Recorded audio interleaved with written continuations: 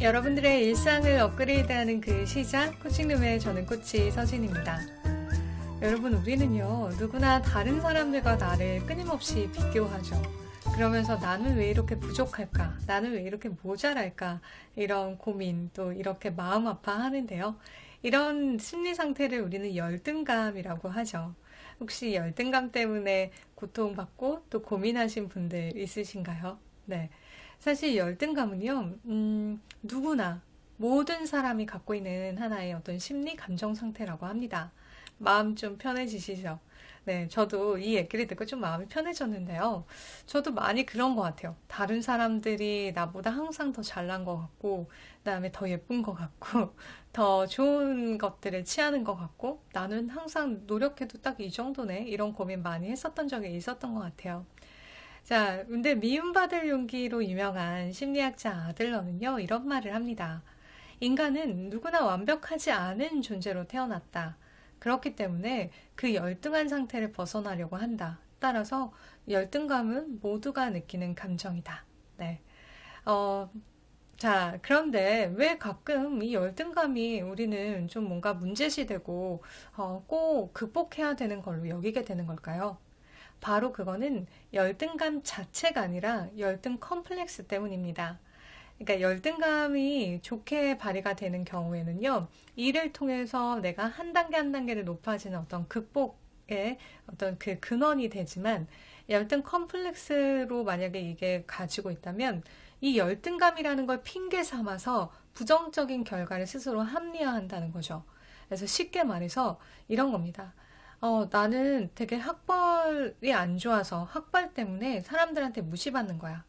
학벌 때문에 여자, 남자를 못 만나는 거야. 학벌 때문에 승진을 못 하는 거야. 이런 식으로 아예 스스로 내가 뭔가를 하지 못하는 이유를 그냥 딱 정해놔 버리는 거죠.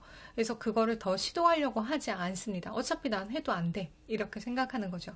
그래서 그럴 때는 정말 열등감이 문제가 되는 겁니다. 그래서 열등감이 문제가 되는 거는 뭐다? 열등 컴플렉스 때문이다. 라는 거 여러분께 분명히 말씀을 드리고요. 또 이 열등 컴플렉스가 또 다르게 발현이 되는 건 어떤 게 있냐면 우월 컴플렉스예요. 혹시 들어보셨나요? 우월 컴플렉스라는 건요, 이런 겁니다. 그러니까 내가 그 다른 사람들보다 더 우월한 위치에서 어떤 권력을 갖고 있다라고 스스로 그러니까 생각할 수 있도록 행동하고 압박을 받는 겁니다. 그래서 여러분들 식당 갔을 때 뭔가 마음에 들지 않은 것들이 있을 때 정중하게 얘기하는 게 아니라 야, 사장 나오라 그래. 매니저 나오라 그래. 뭐 이런 식으로 표현하신 분들 있죠. 그리고 어디 가서 내가 누군 줄 알고 그래. 나 누구 알아? 나 누구의 뭐야? 뭐 막 이렇게 얘기하시는 분들 있잖아요. 바로 그게 우월 컴플렉스인데요. 우월 컴플렉스의 아주 밑바탕에는 깊고 진한 그 열등 컴플렉스가 사실 깔려져 있는 거죠. 그래서 우리는 열등감 자체로는 문제 삼을 게 아니라 열등 컴플렉스 그리고 우월 컴플렉스로 뭔가가 발현이 될 때는 조심해야 된다. 그 점을 우리가 좀 잘 캐치해야 된다라는 점 말씀을 꼭 드리고 싶고요.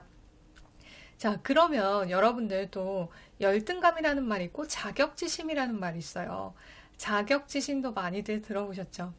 네, 열등감은 내가 타인과 나를 끊임없이 비교하는 거라고 생각하시면 될 것 같고요. 자격지심은요, 내 안에 있는 여러 나, 그러니까 스스로 나에 대해서 부정적이다, 비관적이다, 어떤 죄책감을 갖고 평가하는 거를 말을 합니다.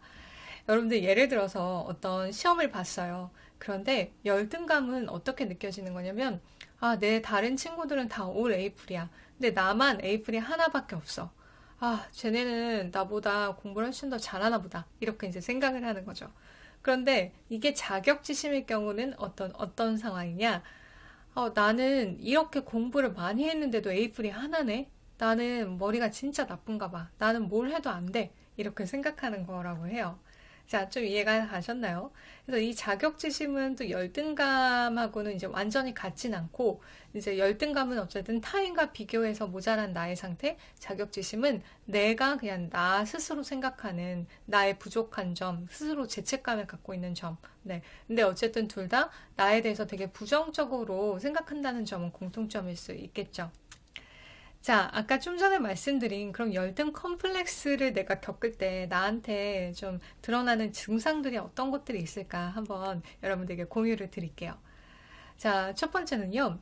우선은 나는 매우 완벽해야 된다고 스스로 생각하고요. 완벽하기 위해서 되게 애씁니다. 그래서 예를 들어 어디 나갈 때도 뭔가 어떤 옷차림이라던가 이런 것들을 그냥 자연스럽게 나가지 못하고요. 다 한 번 차려입고 점검하고 또 체크하고 깔맞춤하고 예를 들어 이런 식이어야 내가 외출이 허용이 된다고 스스로 생각을 하는 거예요. 그리고 두 번째는요.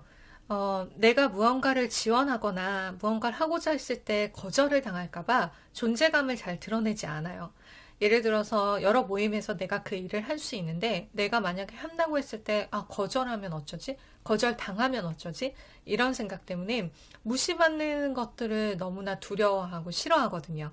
그래서 회피하는 성향을 많이 보이는 게 두 번째 열등 컴플렉스의 특징입니다. 그리고 세 번째는요. 다른 사람들의 부정적인 피드백에 몹시 민감해요. 그래서 여러분들 가끔 별말도 아닌데 가끔 친구다던가 주변에서 욱욱 화나서 막 그게 사람을 찌른다든지 아니면 정말 살인을 이른다든지 정말 생각해보면 별말도 아닌데 되게 막 이렇게 막 정말 불같이 반응을 하는 경우가 있잖아요. 그건 정말 열등 컴플렉스가 정말 단단하게 뭉쳐져 있는 경우라고 볼 수 있어요.